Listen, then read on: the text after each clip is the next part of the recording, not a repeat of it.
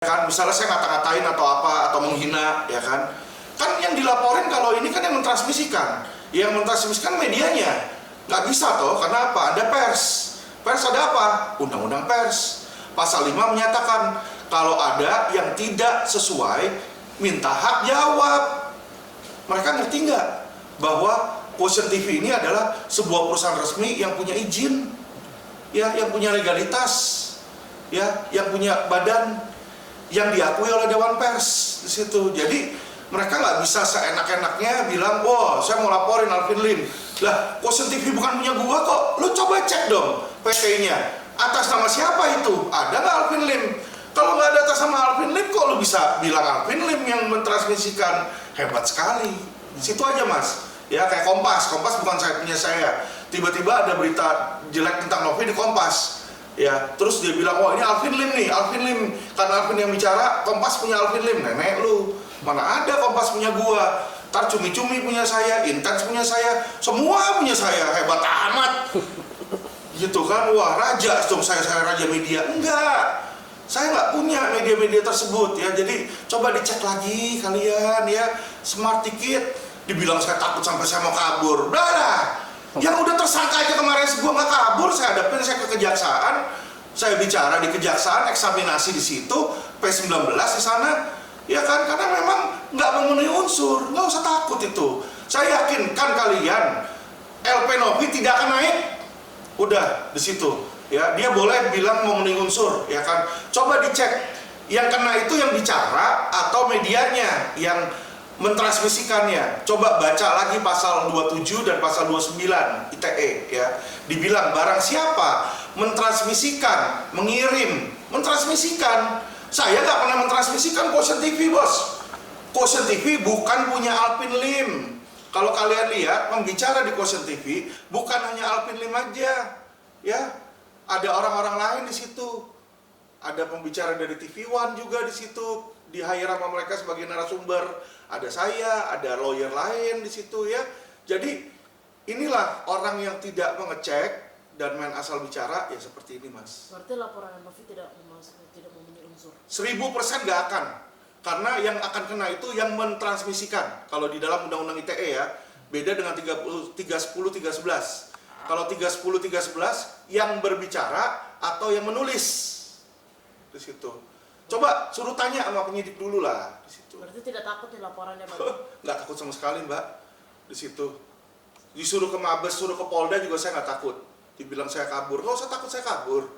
Saya ini memang sudah gagal ginjal tuh dari kemarin-kemarin, dan semua media juga semua masyarakat Indonesia sudah tahu. Ya, dan saya sekarang ada donor. Donor ini saya mau bawa dulu ke luar negeri, dicek kompatibel apa enggak. Kalau ternyata cocok, langsung kita lakukan apa namanya, operasi cangkok, ya kan. Operasinya cangkok cuma beberapa hari, tetapi ketika operasi saya harus dikarantina. Kenapa? Karena kemungkinan besar itu organ saya menolak organ asing, imun saya turun. Jadi saya nggak boleh ketemu orang dulu sekitar 1-2 bulan. Ini kalau dilakukan cangkok. Kalau kesana ternyata tidak cocok, ya kan, donornya nggak cocok, dokter nggak mungkin mau maksain mencangkok karena udah pasti reject di situ. Nah, apa yang terjadi kalau seperti itu ya? Kalau seperti itu kesana paling beberapa hari saya balik lagi, saya carilah donor lain di situ. Jadi nggak usah khawatir saya kabur, nggak ada orang kabur tuh ngomong-ngomong. Saya bilang minggu depan saya mau ke luar negeri, masa saya mau kabur saya ngomong-ngomong, goblok amat gitu loh, ya. Jadi nggak usah khawatir di situ, nggak ada. Alvin Lim berani, saya sudah ditahan 3 kali pun dan saya jalani semua sampai vonis itu terakhir, nggak ada saya kabur-kaburan ya. Oh, berarti uang donasi sekarang udah seperti apa nih, Bang? Nah itu dia, kalau masalah donasi awalnya kan Farhat, tapi Bang Farhat ini kan dia karena sudah diminta oleh menteri, dia udah cabut kan, dia cabut, Densu cabut, katanya Densu mau cabut tapi belum cabut ya, tapi tetap Bang Farhat itu ngikutin apa yang diminta sama menteri, kan menteri bilang suruh cabut, ya udah dicabut dulu di situ. Nah karena dia cabut, nggak elok dong dia melapor. Sedangkan Agus, ya kan, yang punya hajat ini kan Agus sebenarnya. Yang boleh memutuskan dicabut atau enggak sebenarnya bukan Farhat loh. Farhad itu hanyalah kuasa hukum sebenarnya. Alvin Lim ini hanyalah kuasa hukum sebenarnya, ya kan? Jadi yang bisa menentukan cabut atau tidak cabut itu Agus. Sebagai siapa? Sebagai prinsipalnya. Ya, nah, Agus melihat kok katanya mau dikasih uangnya sampai sekarang tarsok nggak ada realisasi. Ya kan? Malah dari kubu sana bilang lagi, melemparkan wacana lagi, mau dikembalikan lagi ke donatur. Daripada gonjang-ganjing nggak jelas di situ, makanya kita berikanlah somasi kepada Novi, ya, somasi perbuatan melawan hukum. Kerugian material 1,3, imaterial kerugiannya 1 triliun. Kita nanti akan ajukan gugatan di pengadilan. Itu 3 bulan juga nggak sampai 3 bulan akan ada putusan. Ya, kalau diputuskan oleh pengadilan bahwa uangnya diberikan kepada Agus, kan beres. Atau uangnya bilang berikan kepada donatur sekian, yang nggak setuju misalnya 200 juta. 200 juta kasih ke yang nggak setuju. Yang sisanya yang nggak ada keberatan kasihkan ke Agus misalnya. Ya, apapun itu keputusan pengadilan kita akan hormati. Ya, kenapa kita ke pengadilan? Bukan kita mau nyerang Novi, kita mau cari, ya kan, mau cari kebenaran materialnya. Daripada kita saling berargumen, nggak bakal ketemu, karena argumen dari saya pasti itu haknya Agus, argumen dari donatur pasti itu haknya donatur, argumennya Novi pasti dia bilang simpen di yayasan karena dia yang merasa mengelola di situ, ya kan. Jadi disinilah teman-teman ya, di mana itu terjadi. Makanya kita serahkan aja ke pengadilan karena ini kan negara hukum, ya. Jadi jangan baper, dilaporin polisi baper, dilaporin gugatan baper, padahal dirinya sendiri laporin orang ke polisi di situ, ya. Lucu itu, ya. Saya lawyer, kerjaan saya lawyer, tiap hari saya nanganin kasus. Minggu ini aja sudah ada 12 tersangka dari laporan polisi saya. Ya, jadi saya tahu mana yang bisa naik, mana yang enggak. Saya tanyakan, Novi udah mengurusin berapa laporan polisi sih? Selama hidup dia udah berapa laporan polisi yang dia urus naik atau nggak naik? Ada nggak di situ? Kalau saya nih udah ratusan, ya, udah ratusan kasus di situ. Jadi nggak bisa disamakan lah jam terbangnya lah. Kalau saya bilang ini nggak memenuhi unsur, ya kan, berdasarkan profesionalisme saya, ini nggak akan memenuhi unsur di situ. Terkait ini terbarunya, itu kelihatan banget bahwa si Hotman ini nggak pernah ngecek ya. Saya lawyer jadi tersangka, saya tersangka itu kasusnya sebelum saya jadi lawyer. Kasusnya tahun 2015. Saya jadi lawyer itu 2019. Ya. Jadi itu kasus yang ada sebelumnya ketika saya masih bekerja sebagai di perusahaan asuransi, bukan sebagai lawyer. Ya, jadi otomatis nggak bisa dia samakan seperti itu satu, ya. Kedua, kalau dia bilang dia lebih senior, dia lebih hebat di situ, ya. Satu hal, jam terbang itu tidak serta merta mengejudge berapa hebatnya orang, ya. Kenapa saya bilang seperti itu? Contoh, Jokowi, berapa lama dia jadi gubernur sebelum dia bisa jadi presiden? Cuma setahun setengah jadi gubernur, naik jadi presiden. Ada jam terbang nggak? Nggak ada. Satu periode aja belum selesai, wali kota aja dia juga belum selesai satu periode, gubernur belum selesai satu periode, bisa jadi presiden kok di situ, ya. Jadi jangan pernah meremehkan orang hanya karena jam terbang kamu lebih tinggi. Justru kalau jam terbang kamu lebih tinggi, tapi kamu ngurusin kasus Budi Said dituntut 16 tahun penjara dengan 8 tahun subsidiar, itu kalau menurut saya nggak ada prestasinya. Saya yakin dan berani jamin kalau Budi Said nggak pakai lawyer sekalipun, tuntutannya sama itu. Tuntutannya sama, 16 tahun 8 di situ. Jadi apa gunanya bayar lawyer seperti Hotman Paris, ya kan? Gunanya apa? Nggak ada. Yang ada memperlambat karena dalam sidang kita tahu Hotman Paris sudah berapa kali ditegur dan dimarahi oleh hakim karena manggilnya sembarangan dan tidak etis. Bang, tapi mungkin ada pesan untuk Bang Hotman Paris dari Abang seperti apa? Enggak kok, saya nggak masalah. Silakan aja dia kalau mau bilang ke orang-orang bahwa saya bekas napi atau gimana, ya. Karena hal tersebut saya yakin seluruh masyarakat Indonesia di tahun 2022 itu 2023 itu sudah pada tahu semua. Ya, ketika saya ditahan itu media-media ternama semua udah masukin Kompas, Detik, Tempo itu sudah ada. Jadi saya yakin masyarakat Indonesia udah tahu. Jadi dia ngomongin sesuatu hal, sesuatu berita yang sebenarnya udah basi, kaset basi, lagu lama diputar berulang-ulang sama dia, ya. Ntar lama-lama juga masyarakat juga yang denger bosen di situ. Ya karena apa?